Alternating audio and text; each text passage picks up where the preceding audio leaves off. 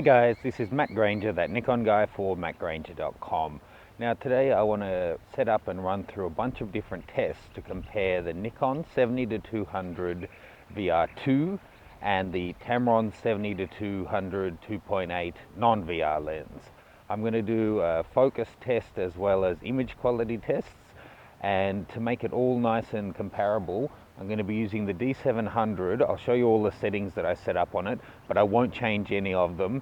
And then we'll even have the tripod all locked down so that the only variation should be the lenses themselves. In the distance there, you can see what I'm focusing on. It's a Christmas decoration I got off a tree in Prague. Okay, for each of the tests, I've got the camera set on aperture priority in large fine JPEG, and ISO sensitivity is off, and for color I'm just going to set it to standard and put the sharpening up to the central position. Okay, now pop it up on live view so you can see. Hopefully that's nice and clear. You can see I'm using the central focal point and I'm focusing it right on the star, so there should be no difference. I'm at f2.8. Okay, so that's the full shot, and this is the 100% crop. This is how I'll present the rest of the images. Okay, there we go. Now let's have a look at it at f4. Okay, that's pin sharp. At f5.6. That's quite sharp, but there's a bit of wind blur. And at f8. Again, that's just a little bit of blur from the wind on the edges. Okay, no problem. Now let's pop on the Tamron and do the same tests. Now, because I don't want to move the camera at all, I'm going to do something I would normally never do, and that's take the lens off on a windy day without pointing the body to the ground. So I'll just lock it as much as I can with my own body and do it nice and quick. Now I'm using the two Vanguard tripods that I recently introduced, the Tracker 4 and the Ultra Pro, to make all of this nice and smooth action for you. Okay, let's switch it on as I had with the other. Pop the hood on. Make sure it's in autofocus. Make sure our central focal point is still right on the dot. Yes, it is. Okay, and I'm going to do the same test now. So, f2.8. Okay, that is sharp, but there just isn't the same clarity. f4. That's noticeably better than 2.8. f5.6. That's very similar, just the background's not as soft. And f8. And at f8, yeah, it's very sharp. Okay, now let's put some comparisons up side by side. Okay, so this is at f2.8. The left is the Nikon, the right is the Tamron. You can see the Nikon is definitely sharper. And here at f8, they're both sharp, but there's still more detail on the Nikon one. Okay, now the next thing I want to do is show a focus speed test. So you can see we're in autofocus here on the Tamron. So to manually put it out of focus, I need to put it into manual focus.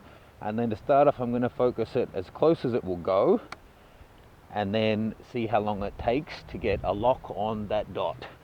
Okay, pressing the button now. Okay, so it took that long. Now, to be fair, this focus is a lot closer than the Nikon, so you'd expect it will take a little bit longer. Let's have a look at the Nikon. For the Nikon, you can do manual focus in any setting, so I'm just leaving that on. And to make it fair, I'm leaving it on full focal range, so then it focuses from the full distance. At 200 mil, put it on to its minimum focusing distance, and let's see how long it takes to focus. Pressing the button now. Okay, that was clearly quicker. Just to verify, let's do it one more time. Okay, now back to the Tamron. Now let's do the opposite test and test it from hyperfocal distance, or the infinity distance. Again, let's focus it down onto that spot. How long does it take? Pretty good. Now let's take a look at the Nikon. Here's that on the Nikon, so focusing it out to infinity. Quite quick. One more time, pressing the button now. Okay, so quite good. Now, one big difference between these lenses is the price, and a big part of that comes down to the fact that the Nikon comes with very, very effective vibration reduction. It's the second generation and it works extremely well. I'm comfortable to handhold this down to 1/60th of a second at 200mm as long as the subject isn't moving too much. That said, shooting at f8 with the low light capabilities of today's cameras, I do wonder how important it really is. If you're using a cheaper body where higher noise is going to really creep in at ISOs over 1000, 1600, that sort of range, then it is a big deal. And of course it depends what you're shooting, and I'll get into that at the end. But I just want to do a hand holding test here. So I'm going to put the auto ISO back on, and then I'm going to manually set the shutter speed. So I'll pop it into shutter priority and hand hold it at 1/250th going down with each lens, and let's see, you know, using my skills and abilities and limitations therein, how sharp an image we can get. So, you know, if you're better at hand holding, you can expect better results. If you're not as good, less good results. So at 200mm, I've got vibration reduction on and on active mode. So let's have a look at 1/250th of a second. If that wasn't sharp, you'd have to worry. Let's have a look at it at a full crop at the center. Absolutely sharp. Now dropping it down to 1/200th of a second on the Nikon. Again, that's perfectly sharp. Now let's take it down to 1/125th of a second on the Nikon.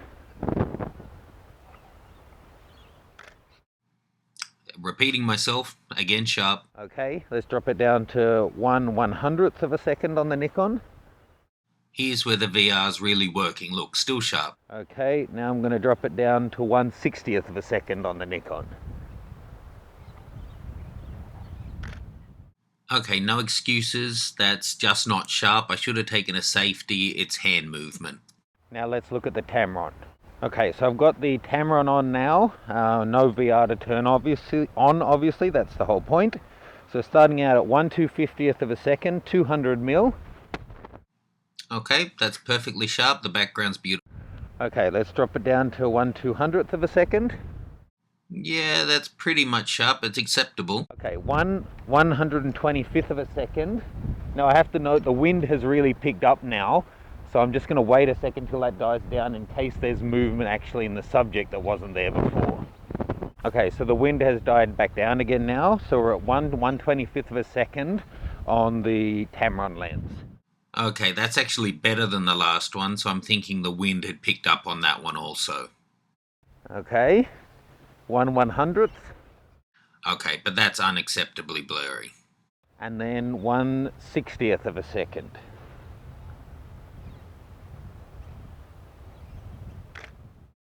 Bum bum. That's a shocker.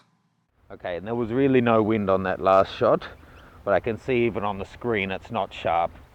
Okay, so there you go, draw your own conclusion. That shows the focus test, a sharpness test, and a hand holding test on the Tamron 70-200 and the Nikon current 70-200 VR2. Now, as I said, it really depends what style of shooting you're doing, whether or not the hand holding and the VR are a big issue for you or not. If you don't have stable hands, it may be a good thing anyway. But beyond that, if you're shooting fast-moving sports, for example, cars or even basketball, baseball, anything like that, unless you're going for a shot that includes a lot of movement, you're going to be shooting at a fast shutter speed of 1/250th, 1/500th of a second anyway. So you're going to need lighting, you know, you're outdoors, good light, or you're using flashes if it's an indoor sports thing. You're going to need the shutter speed to capture your action fast. So it won't make a difference about hand holding because you won't be working down at those low levels.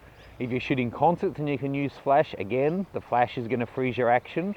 However, if you're shooting some concerts like the pole dancing ones that I do where you can't use flash and sometimes the light is really low, then at 2.8, if you want to be working at any focal length, you could be down at a really low shutter speed unless you've got a good camera like a D700 or a 5D or any one of the new ones that's good to 3200, 6400, you could be in trouble. But that said, if you are using 2.8 indoors and it's really dark and you can shoot at 3200, you're going to get a decent shutter speed with it. So in the end, the optics, the Nikon, I think, is the winner.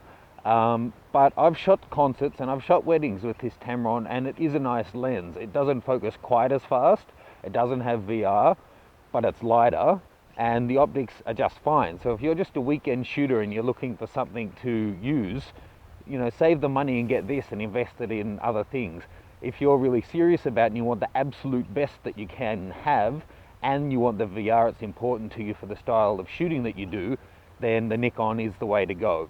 That said, I haven't tested out the Sigma. I'm hoping to, so stay tuned and hopefully a review on that will come soon as well. Thanks for watching. Please leave any questions, comments and experience you've had shooting with either of these lenses, or your thoughts about whether you're going to buy one or not below, and I'd love to hear them. This is Matt Granger, that Nikon guy, for mattgranger.com. See you next time.